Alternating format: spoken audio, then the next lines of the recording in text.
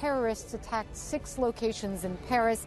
ISIS is claiming responsibility for these attacks. The French president is calling what happened in the French capital, quote, an act of war.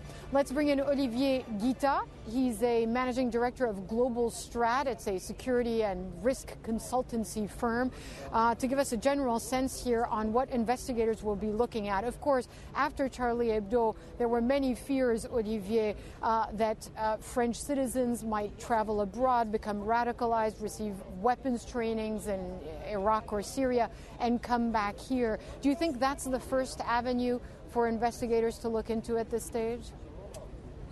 Actually, there are a couple. What has been very interesting is that in the past few weeks, French investigators have uncovered that the Charlie Hebdo attack in the supermarket store were remotely controlled from a jihadist, French jihadist based in Syria.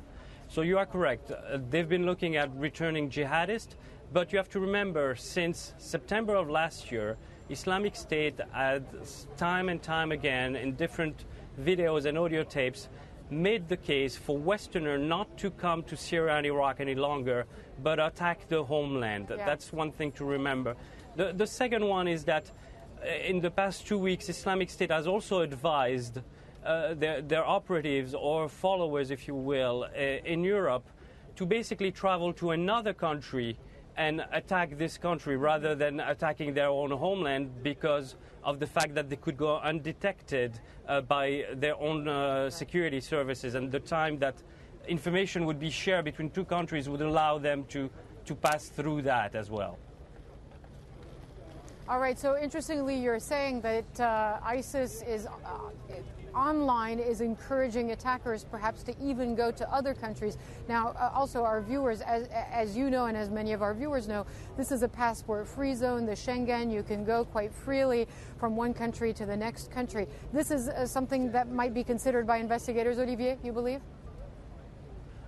Very much so. I mean, look, we know of several countries, especially Belgium, that have troubling persona there and links to various attacks in Europe. So there'll be a lot of back and forth between the Belgian and French authorities. We've seen in the case of the Thalys train that Spanish authorities had warned the French about the perpetrator. Schengen will have to be rethought totally after what happened last night in Paris. All right, Olivier Guita, thanks very much. The passport-free zone here in Europe, perhaps a cause for concern in terms of how easily people planning attacks can travel from one country to another, but it is a founding principle of the European Union and one very difficult to tinker with at this stage, but one concept and one notion that authorities are being forced to look at very carefully.